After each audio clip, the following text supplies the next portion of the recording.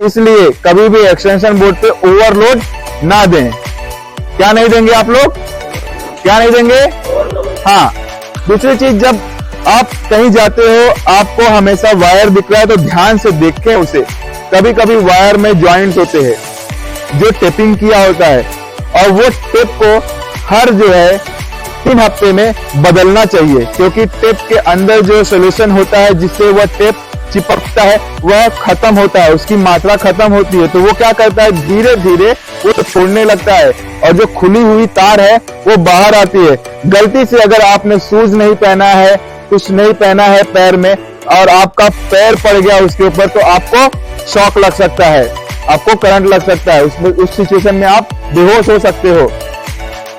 तब आपको अवेयरनेस यही देखनी है कि कहीं तार खुला तो नहीं है, कहीं जो है शॉर्ट सर्किट तो नहीं हो रहा है, कहीं से चिंगारी तो नहीं निकल रही है। ये सारी चीजें आपको ध्यान है। गीले हाथ से कभी भी नहीं करना है। जब कभी भी आप कोई वायरिंग का भी काम करते हो तो इलेक्ट्रिसिटी की जो स्विच होती है, मेन स्विच, उसको ऑफ कर दें। ऑफ करने के बाद ही काम करें।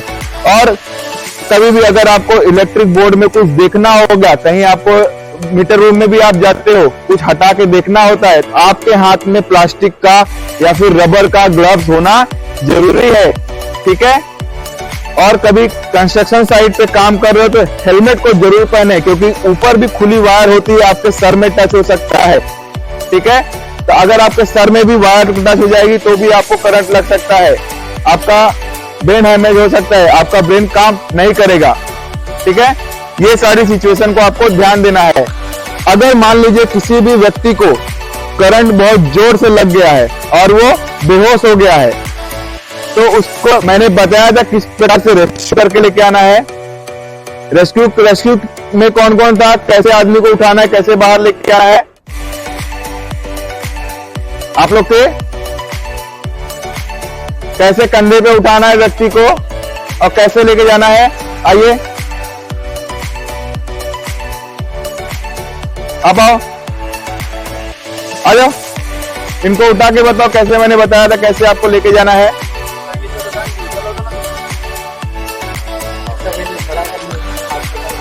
हाँ हाँ हाँ हाँ,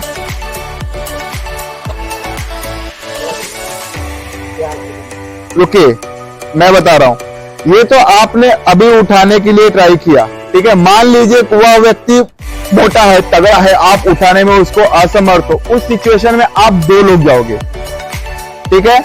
सबसे पहले उस व्यक्ति को बिठाया, उसका एक हाथ रखिए, बता रहा हूं मैं, रखिए यहां पे रखा, ठीक है। ये हाथ दो अपना,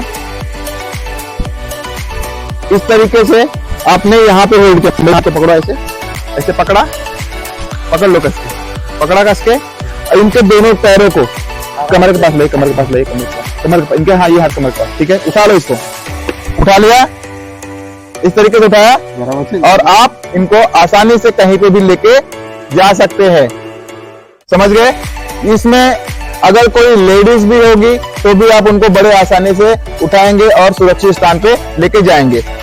दूसरी चीज होती है इसमें, उसको कहते हैं हम लोग स्ट्रेचर तरीका, मतलब स्ट्रेचर बनाना। स्ट्रेचर देखा है आपने, ऐसे उठा के आदमी लेके जाता है, आदमी को लिटा के, उसी तरीके से आप इनको लेके जाएंगे, ठीक है। आइए, इनको इस तरीके से होल्ड करना है और इनको दोनों पैरों के बीच में आप खड़े जाइए, हाँ, दोनों पैरों के बीच में खड़े जाओ, घूम जाओ, घूम जाओ, इनके घुटने से पकड़ो, इनको घुटने से उठाओ, उठाओ, लेके चलो। इस तरीके से आप इनको ले जाके सुरक्षित स्थान पे रख सकते हैं, समझ गए आप लोग। और भी बहुत सारे तरीके हैं, नेक्स्ट जो हमारी ट्रेनिंग होगी उसमें हम उस चीज को कवर करेंगे। अभी फिलहाल के लिए आप लोग इतना समझ लीजिए, अगर कोई भी व्यक्ति घायल होता है या फिर बेहोश हो जाता है तो उसको इस तरीके से आप लोग उठा के ले आ सकते हो। मान लीजिए आप अकेले हो और वो आदमी बहुत ज्यादा मोटा है और हेल्थी है, आप उसको उठा नहीं पा रहे हो, तो इस प्रकार से उन आदमी को आप पकड़िए, ढीला छोड़ दे अपने आप को, थोड़ा इस तरीके से आप उनको ले जा सकते हो। क्लियर है, समझ गए। तो हमेशा से ध्यान रखिए उठाने के तरीके। क्या होता है, कभी कभी आपके आसपास कोई नहीं होता है और आपको ही वह कार्य करना पड़ता है। तो आप इस सारी टेक्निक से वो आप एक स्थान से दूसरे स्थान तक ले जा सकते हैं। क्लियर है? समझ गया? तो इलेक्ट्रिसिटी से बचाव के लिए आप लोग को ध्यान रखना है, हमेशा आपके पैरों में शूज होना चाहिए और कंस्ट्रक्शन साइट पे है तो हेलमेट होना चाहिए। इलेक्ट्रिक बोर्ड रूम वगैरह में काम करते हैं तो ग्लव्स हमेशा आपके हाथ में होना चाहिए ताकि आपको करंट ना लगे। समझ में आ गया? और हमेशा ध्यान रखना है कहीं वायर तो नहीं खुला हुआ है, और अगर करंट लग भी जाता है तो किस प्रकार से आपको उठा के उनको बाहर लाना है। बाहर लाने के बाद उनको होश में लाने की कोशिश कीजिए। पानी पिलाइए उनको। नहीं होश में आते हैं, नहीं सांस आती है, आपको मैंने वो टेक्निक बताई थी सीपीआर की कि कैसे उनको सीपीआर देना होता है, बताया था, सबको बताया था मैंने सीपीआर कैसे देना है, कैसे देना है। और माउथ टू माउथ ब्रीथ देना, मैंने क्या बताया था, ABC एयर मतलब खुली हवा, ठीक है, B ब्रीथ, C चेस्ट, मतलब ये तीनों चीज आपको चेक करना है। नहीं समझ में आता है इन चीजों से तब आपको कहां चेक करना है, कोई तो बताएगा कहां चेक करोगे, नाड़ी कहां चेक करना है, वहां नहीं, यहां ये देखिए, आप अभी पकड़िए सब लोग सबको बोल रहा हूं, ये देखिए 2 उंगली लीजिए यहाँ पे इस साइड में, नॉट इस साइड में, प्रेस कीजिए थोड़ा सा, शांति से अपने आप को शांत रखिए और प्रेस कीजिए थोड़ा सा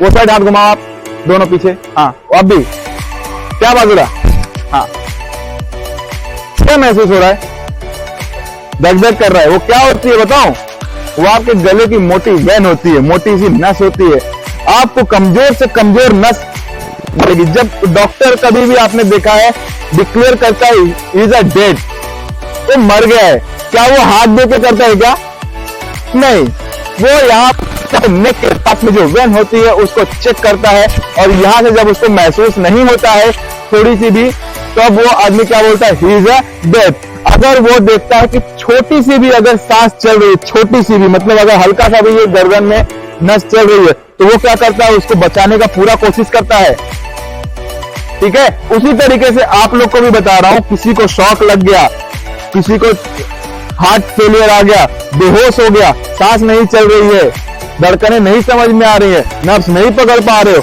यहां चेक करो। यहां आपने चेक कर लिया, उसके बाद आपका काम क्या होता है, फौरन इमीडिएटली 108 पे कॉल करना है। किस पे कॉल करना है, किस पे कॉल करना है, किस पे